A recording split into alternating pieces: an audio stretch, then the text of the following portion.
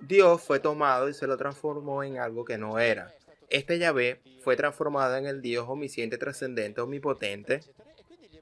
O sea que los judíos dicen, ustedes lo inventaron, nos robaron ese libro y después lo inventaron, lo que se les dio la gana. Ahora creen lo que se inventaron, problema de ustedes. Nosotros no tenemos por qué creer. Nosotros sabemos de las cosas que está escritas en la Biblia, porque es nuestro libro. Después ustedes se lo robaron, los cristianos, se construyeron todo lo que les dio la gana, y así que ahora siguen creyendo todo eso que se inventaron. Cuando en enero el Papa Francisco anduvo por que hace periódicamente en la sinagoga de Roma y se encontró con el rabino principal de la comunidad judía de Roma, el rabino Ricardo Di Segni. Sonrisas y abrazos y besos. No están de acuerdo en nada. El rabino Ricardo Di Segni dijo, creo que lo tengo por acá escrito, dijo una cosa estupenda. Nosotros no recibimos al Papa, lo pueden corroborar porque me parece que está en internet. Nosotros no recibimos al Papa para hablar de teología, porque la fe no es objetivo ni tratos de debates políticos. Como diciendo, mejor de esto no hablemos, de teología no hablemos, porque si se ponen a hablar de teología, la gente entiende por qué no están de acuerdo en nada.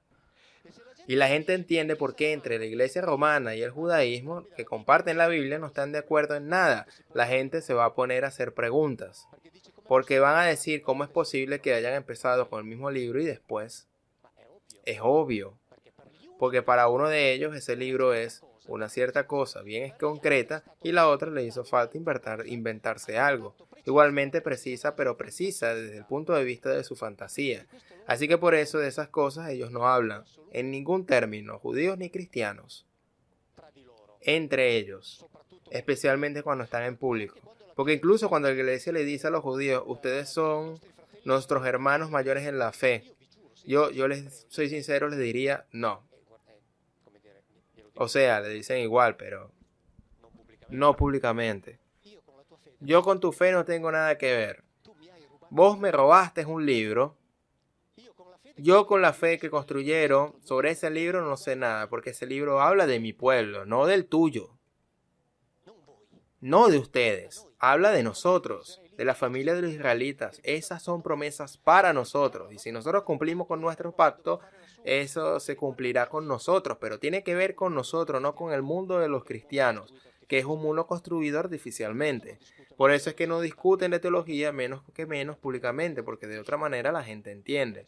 Y la gente no debe de entender que no estamos de acuerdo en nada.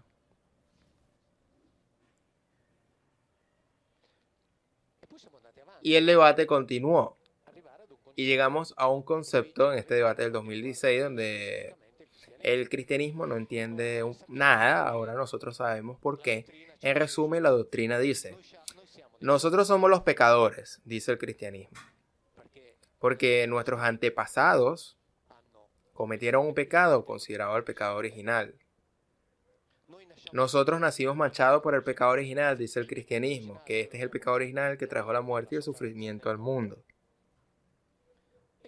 Y por lo que nosotros debemos vivir con la esperanza de que a través del mediador, es decir, Jesús, nos podremos conciliar con Dios, con Él, con Yahvé, el cual Él envió a este hijo, su hijo, que fue enviado acá para ser torturado, asesinado, después resucitado.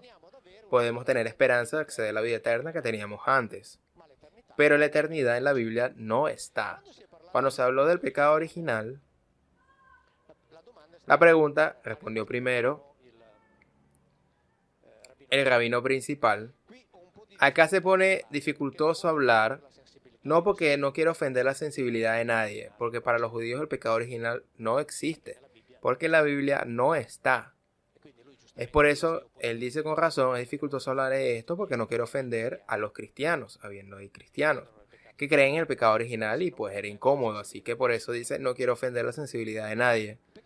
El pecado original es un concepto que empezó a introducirse por el apóstol Pablo de Tarso en la carta a los romanos, donde dice que por culpa de un hombre, es decir, Adán, el mal fue sufriendo y vino al mundo, y que gracias a otro hombre, que sería Jesucristo, se vuelve a tener la esperanza. Así que el concepto de pecado original comienza a elaborarlo Pablo, y después lo tomará San Agustín de Hipona, y bueno, construye la gran fábula. El biblista valdense dijo, ya sabrán que el pecado original es de la desobediencia, ¿no? De Adán y Eva. Ahora bien, en el Génesis 3, donde está el relato de esta desobediencia, y Romanos 5, la carta de Romanos escrita por Pablo, en el cual el apóstol Pablo dice que por medio de un hombre la muerte entró al mundo, no hay coincidencia.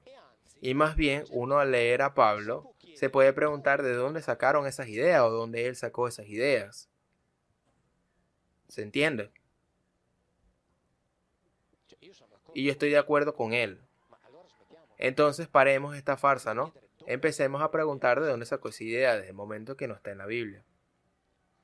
El católico dijo, hay que separar el concepto del pecado original del concepto clánico, es decir, que los padres han pecado o pecan y los hijos sufren sus consecuencias.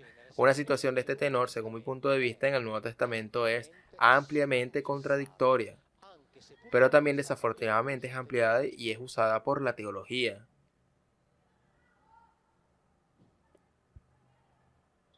O sea, continuamos. O si no, nos vamos a comer pizza, porque ya todo aquí está dicho. No está la palabra eternidad, no está la palabra omnipotente, la inmortalidad no está la creación de la nada y mucho menos el pecado original. ¿Y de qué estamos hablando entonces? Si eso es lo que vengo diciendo desde hace años, de un libro de historia común y corriente, con uno de los muchos libros de historia que la humanidad escribió a lo largo de su historia. Y se acabó ahí.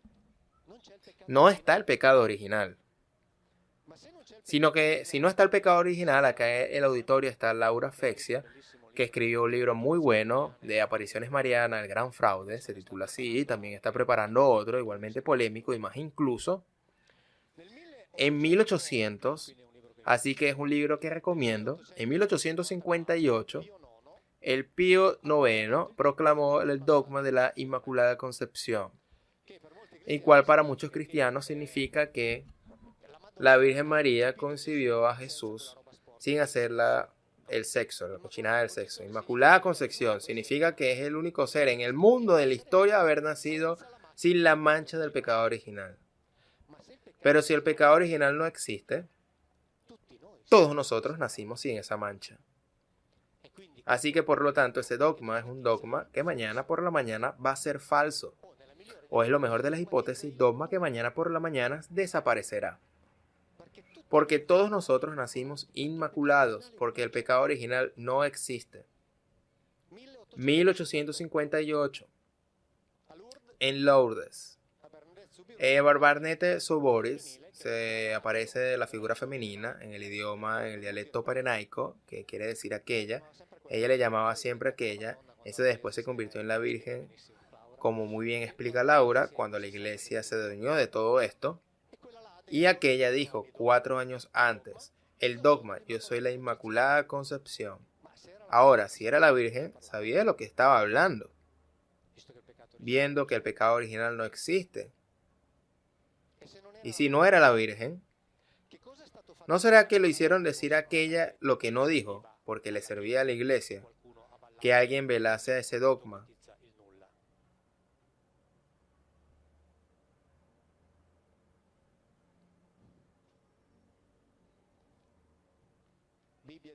Biblia de Jerusalén.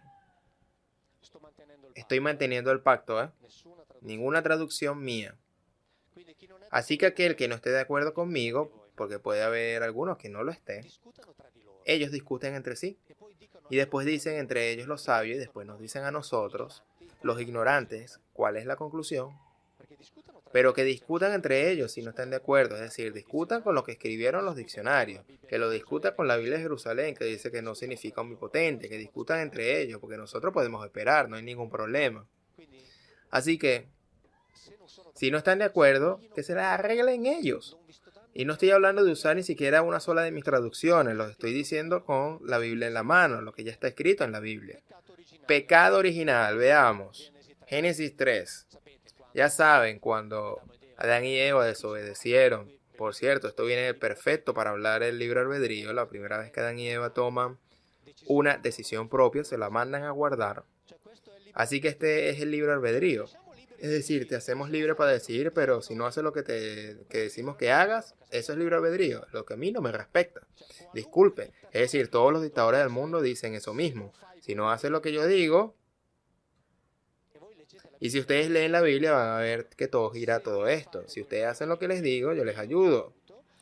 Y si ustedes no hacen lo que yo les digo, pues los aniquilo, los extermino. Y esto está acá, no en el más allá, eso es acá, los exterminios. Este es el libre albedrío del Dios bíblico, que por suerte no es Dios, obviamente. Es así de simple, gobernantes simples que toman estas decisiones. Ahora bien, resumiendo, estos individuos, entre otras cosas, es de volverse autónomo desde el punto de vista de la reproducción. Eva es muy probablemente, como está escrito incluso en la literatura rabínica, se unió sexualmente con uno de ellos. Caín es muy probablemente que su hijo sea uno de ellos. En cambio, Abel es hijo del encuentro sexual entre Adán y Eva. Y después al respecto le voy a leer algo curioso que pasó con Adán cuando les presentaron a Eva.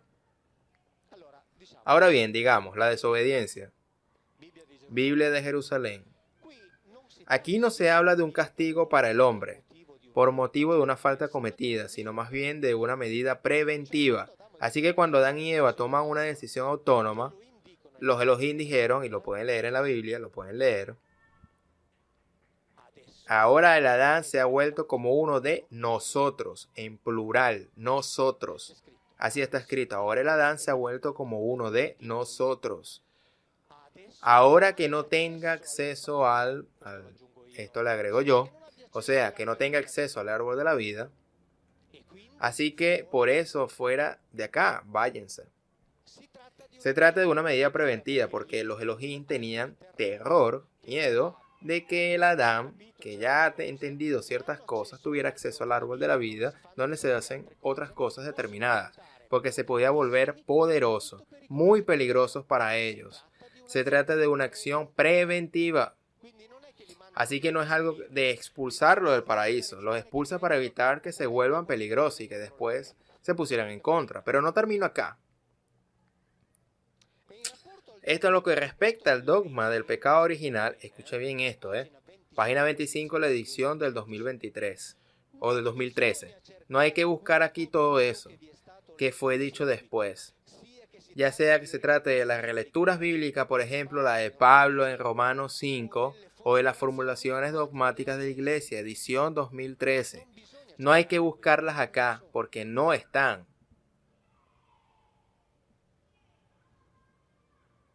Por favor, no hay una palabra que signifique Dios, tampoco hay para la eternidad, no es omnipotente, tampoco hay creación, tampoco inmortalidad, tampoco pecado original. ¿Hay necesidad de decir otra cosa? Y no estoy hablando de ninguna traducción en particular, ni de las mías. Estoy leyendo lo que está escriben o lo que escriben ellos. Desde hace un tiempo yo vengo diciendo que hago el trabajo de un idiota. Es decir, el trabajo más estúpido del mundo. Yo leo lo que está escrito. Y ya está. Yo leo lo que ya está escrito en un trabajo. Y eso es un trabajo de idiota en serio. Leo lo que ya está escrito.